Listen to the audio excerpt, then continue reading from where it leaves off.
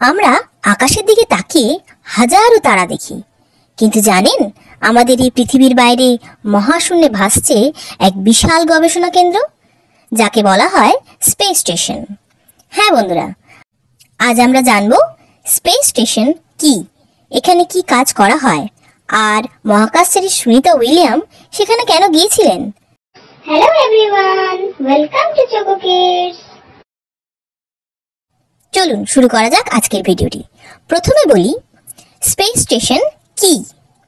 Space station হলো একটি বিশাল কৃত্রিম উপগ্রহ যা পৃথিবীর চারপাশে ঘুরছে।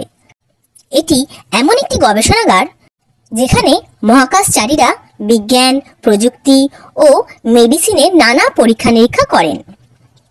বর্তমানে সবথেকে বড় স্পেস স্টেশনটি হলো ইন্টারন্যাশনাল স্পেস স্টেশন, যেখানে আমেরিকা, রাশিয়া, ইউরোপ, জাপান, কানাডার বিজ্ঞানীরা একসঙ্গে কাজ করেন। এই ইন্টারন্যাশনাল স্পেস স্টেশনটি পৃথিবী থেকে প্রায় 250 মাইল উপরে কক্ষপথে প্রদক্ষিণ করছে। এবার প্রশ্ন হচ্ছে, এই ইন্টারন্যাশনাল স্পেস স্টেশন কিভাবে বানানো হয়েছে? আসলে এই স্পেস স্টেশনটি ধাপে ধাপে বিভিন্ন অংশ জোড়া দিয়ে তৈরি করা হয়েছে। প্রথম অংশটি 1998 সালে উৎক্ষেপণ করা হয়েছিল এবং ধীরে ধীরে অন্যান্য অংশ যোগ করে এটি সম্পূর্ণ করা হয়েছে। এই স্পেস স্টেশনটি এখনো পর্যন্ত অসম্পূর্ণ হয়ে রয়েছে। এবারে বলি আইএসএস অর্থাৎ ইন্টারন্যাশনাল স্পেস স্টেশন কিভাবে কাজ করে।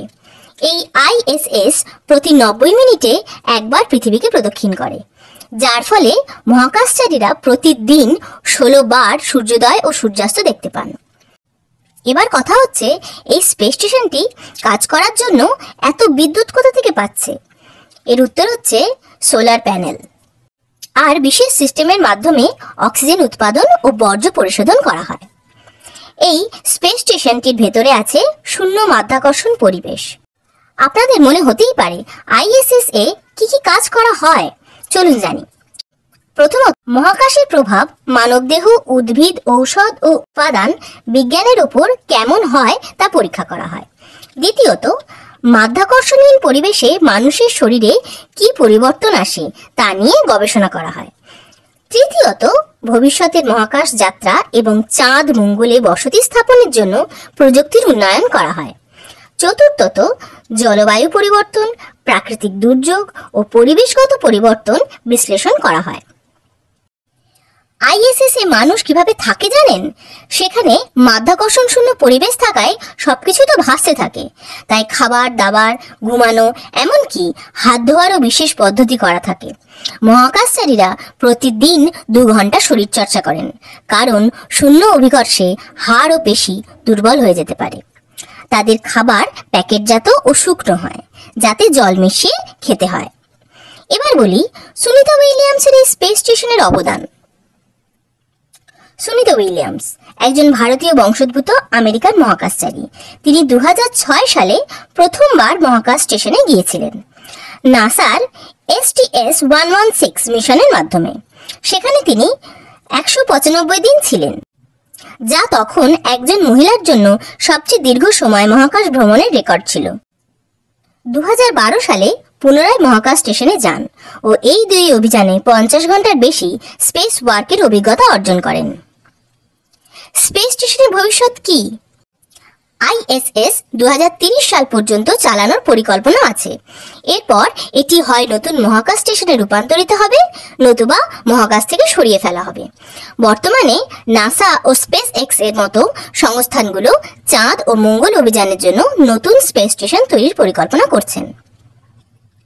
আইএসএস সম্পর্কে কিছু মজাদার তথ্য আপনাদের সঙ্গে শেয়ার করে রাখি। এটি আকাশে একটি উজ্জ্বল আলোর বিন্দুর মতন দেখা যায় এবং এটি খালি চোখে দেখা যায়। 2, এটি 108 মিটার লম্বা, যা একটি ফুটবল মাঠের সমান। 3, এটি মহাকাশে ভেসে থাকা সর্বোচ্চ গতির বস্তুগুলোর মধ্যে একটি, যা প্রতি সেকেন্ডে 7.6 কিলোমিটার বেগে চলে। 4, এটি এত দ্রুত চলে যে 24 ঘন্টায় প্রায় 16 বার পৃথিবী প্রদক্ষিণ করে। ভবিষ্যতে স্পেস স্টেশন থেকে আরো বড় বড় গবেষণা হবে, যা আমাদের চাঁদ, মঙ্গল গ্রহ ও মহাবিশ্বে নতুন বসতি স্থাপনে সাহায্য করবে। হয়তো একদিন আমরাও মহাকাশ ভ্রমণ করতে পারবো। আমাদের ভিডিওটা ভালো লাগলে লাইক করো, কমেন্ট করো এবং বন্ধুদের সঙ্গে শেয়ার করো। আমাদের চ্যানেলের পরবর্তী ভিডিওগুলো দেখার জন্য চ্যানেলটিকে সাবস্ক্রাইব করে বেল আইকনে ক্লিক করে রাখো।